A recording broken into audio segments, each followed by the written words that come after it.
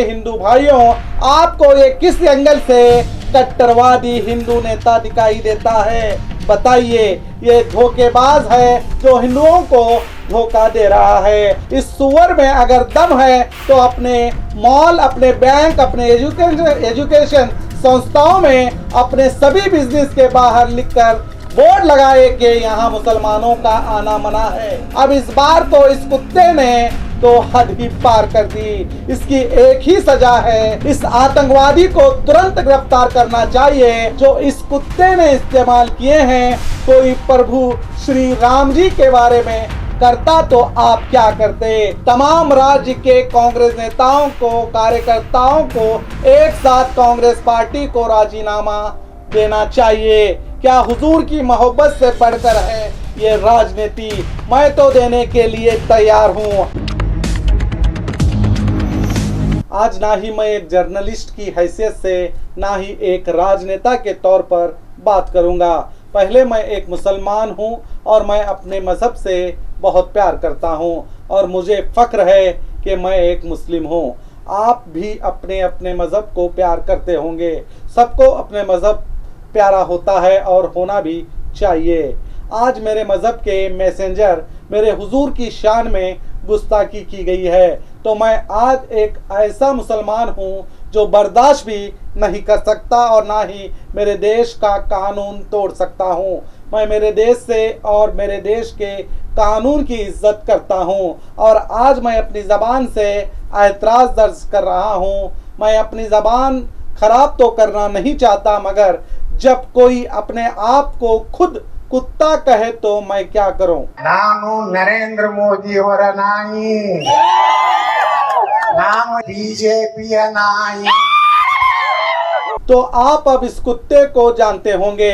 नाम है बसनगौड़ा पाटिल यत्नार। इसकी गंदी जबान ने इस बार वो गलती की है जिसे कोई भी मुसलमान बर्दाश्त नहीं कर सकता। मुसलमान अपने ऊपर होने वाले हर जुल्म बर्दाश्त कर सकते हैं, मगर हुजूर की शान में गुस्ताखी बर्दाश्त कभी नहीं कर सकते।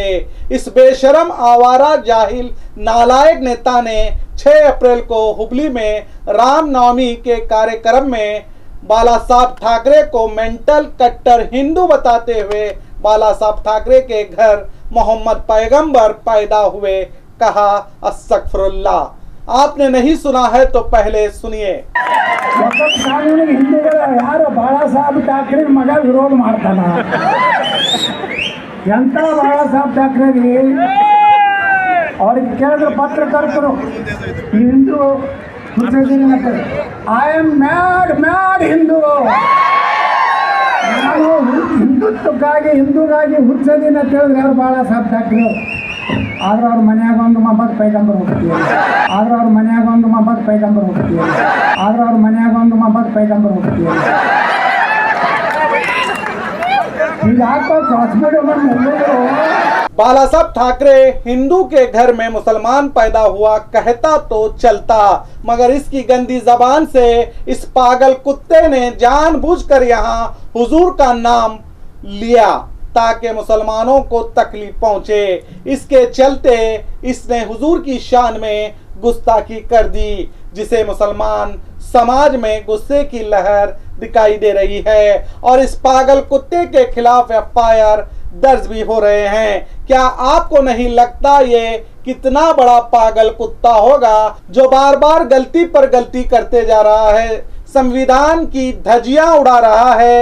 ये वही पागल कुत्ता है जो पहले मुसलमानों की टोपी पहना करता था, मुसलमानों की मस्जिदों में नमाज को जाया करता था, उनकी शादियों में मटन खाया करता था, ईद मिलाद के मौके पर शरबत बांटा करता था, टीपू सुल्तान के कार्यक्रम में जाया करता था। जरा देखो इस कुत्ते के असली चेहरे को और बताओ मेरे शहर के, मेरे राज्य के हिंदू भाइयों, आपको ये किस एंगल से कट्टरवादी हिंदू नेता दिखाई देता है? बताइए।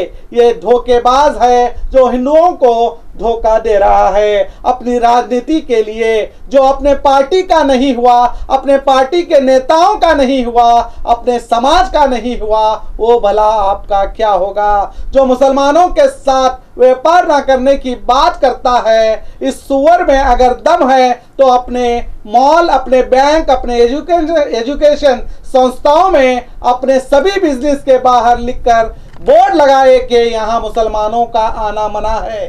ये नालायक ऐसा नहीं करेगा, मैं आपको चैलेंज करता हूं, क्योंकि इससे इसका नुकसान होगा। ये आपका नुकसान करेगा, अपना हरगिज नहीं। मेरे हिंदू भाइयों, जाकर इसके सिद्धश्री बैंक में देखना, लाखों मुसलमान इस बैंक के मेंबर हैं।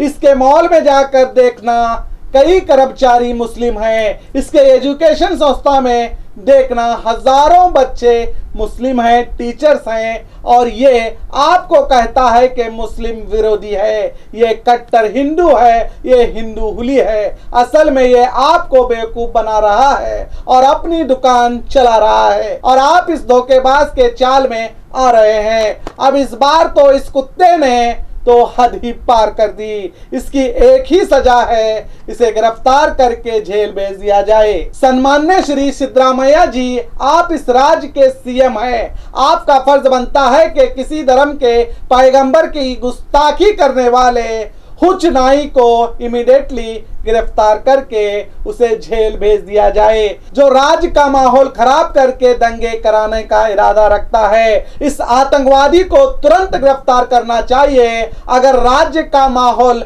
बिगड़ता है तो आप भी उतने ही जिम्मेदार होंगे जितना ये कुत्ता है। मैं उन हिंदू भाइयों से भी कहूंगा, जरा सोचिए, अगर कोई ऐसे शब्द जो इस कुत्ते ने इस्तेमाल किए हैं कोई प्रभु श्री राम जी के बारे में करता तो आप क्या करते। प्रभु श्री राम जी का अपमान क्या आप सहते नहीं? आप भी गुस्से में बेकाबू होते, रास्तों में आते, हो सकता है अपने गुस्से को काबू ना करते हुए तोड़ फोड़ भी करते। मगर मुसलमान अपने आप को, अपने जवान बच्चों को कितना कंट्रोल कर रहे हैं आप ही सोचिए। इनका कंट्रोल करने का मतलब ये नहीं कि ये इस कुत्ते से डरते हैं। कंट्रोल का मतलब ये है कि हम देश के कानून का सम्मान करते हैं और इसीलिए कानून तोड़ना नहीं चाहते। मेरे हिंदू भाइयों, नफरत बांटने से किसी का फायदा कभी नहीं हुआ है। इतिहास उठाकर देख लीजिए, और नफरत बांटने वाले कभी हिंदू नेता नहीं होता। इसीलिए ऐसे नफरती नेताओं का साथ ना दीजिए। ये अपने फायदे के लिए हिंदू मुसलमानों को लड़ाकर देश को आग में ढकेल देंगे। और मैं उन साधु संतों से भी कहूंगा जो इस कुत्ते को अपने कार्यक्रमों में बुला रहे हैं, जरा सोचिए क्या आप सही कर रहे हैं। और उन सभी संगठनों से भी कहूंगा जो गणेश जी के विसर्जन में राम नामी पर बुलाते हैं, किसी मंदिर के उद्घाटन में आप बुलाते हैं, ये नफरती नेता वहां भगवान के संदेशों के बारे में बात करने के बजाय ये वहां हिंदू मुस्लिम करता है। क्या आप ऐसे नफरती नेता को बुलाकर क्या संदेश देना चाहते हैं? अगर आपका भी इरादा मुस्लिम धर्म के खिलाफ करना है और देश के माहौल को खराब करना है, क्या आप भी यही चाहते हैं जो ये कुत्ता चाहता है? मैं उन सभी एफआईआर करने वालों से कहूंगा, एफआईआर करना है तो इस कुत्ते के साथ साथ जिन्होंने कार्यक्रम को रखा था, जो इस कार्यक्रम के जिम्मेदार हैं, इन सब पर एफआईआर दर्ज करना शुरू कर दीजिए। तभी इन्हें भी पता चलेगा कि किसी कार्यक्रम में किसी को बुलाना, किसको बुलाना चाहिए, वरना ये सब मिलकर राज्य का माहौल खराब करके एक बड़ा फसाद करवाएंगे। जहां भगवान के कार्यक्रमों में भगवान के बताए हुए संदेश देना चाहिए, वहां मुसलमानों के खिलाफ नौजवानों में नफरत फैलाई जा रही है। इन सब पर एफआईआर दर्ज करवाना शुरू कीजिए। जिस मंच से नफरत बयान दिया जा रहे हैं, सभी ऑर्गेनाइजर पर जब तक कानूनी कदम नहीं उठाया जाता, ऐसे लोगों को बुलाया जाता ही रहेगा। और याद रखिए, जिस कोने से भी इस कुत्ते पर एफआईआर दर्ज होंगे वो सभी बेंगलुरु में स्पेशल कोर्ट में रिफर किए जाएंगे, क्योंकि एमएलए एमपी के लिए स्पेशल कोर्ट होता है। इसीलिए इस पर कितने भी केस दर्ज हो रहे हैं इसे कोई असर नहीं हो रहा है। इसका एक ही सलूशन है, जिस मन से इसने भड़काऊ भाषण दिया है इसके साथ साथ उन सभी पर एफआईआर दर्ज कीजिए। वो सभी भी इतने ही गुनहगार हैं जितना ये। मंच उनका होता है और उनका काम है कि मंच पर अच्छे लोगों को बुलाएं और अच्छा संदेश दें। कानून का भी काम होता है ऐसे नफरती कुत्तों को भाषण करने से रोकें, और अगर वो नफरती भाषण करते हैं तो तुरंत उन पर कार्रवाई करें। याद रखिए, सड़कों पर नारेबाजी करने से, रैली निकालने से कुछ नहीं होगा। सीधे राज्य के सभी जिले के माइनॉरिटी कांग्रेस नेता मुख्यमंत्री से मिलिए। जिस मुस्लिम समाज के कारण कांग्रेस आज सत्ता में आई है उस समाज को बार बार बेइज्जत किया जा रहा है, और इस नेता ने इस बार तो हद पार कर दी है। हुजूर की शान में गुस्ताखी करके और ये बार बार कानून तोड़ रहा है, संविधान की धज्जियां उड़ा रहा है, तो इसकी एक ही सजा है, इसे गिरफ्तार करके जेल भेज दिया जाए। ये बात बेंगलुरु जाकर सभी जिले के कांग्रेस नेता मुख्यमंत्री से मिलकर इस कुत्ते की गिरफ्तारी की बात कीजिए, मांग कीजिए। जब अकबरुद्दीन ओवैसी 15 मिनट की बात कही थी उस वक्त उन्हें गिरफ्तार भी किया गया और उन्हें 40 दिन तक जेल में भी रहना पड़ा। अगर मुख्यमंत्री हुजूर की शान में गुस्ताखी करने पर भी इस गुस्ताख पर कार्रवाई नहीं करते हैं तो हुजूर की मोहब्बत में तमाम राज्य के कांग्रेस नेताओं को, कार्यकर्ताओं को एक साथ कांग्रेस पार्टी को राजीनामा देना चाहिए। क्या हुजूर की मोहब्बत से बढ़कर है ये राजनीति? मैं तो देने के लिए तैयार हूं।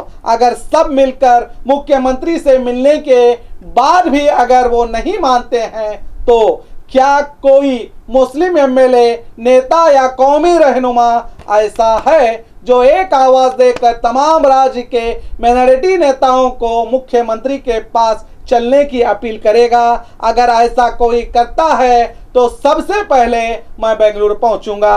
अक्लमंदों के लिए मैंने ये सब कहा है। अगर आप में थोड़ी भी अकल है तो इस्तेमाल कीजिए और मुसलमानों के खिलाफ उठने वाली नफरती आवाज़ों को जल्द से जल्द रोकने के लिए सीएम से मिलने का प्लान कीजिए और एफआईआर कार्यक्रम के जिम्मेदारों पर भी करना शुरू कर दीजिए और इस न्यूज़ को इतना फैलाइए ताकि सबकी आंख खुल सके।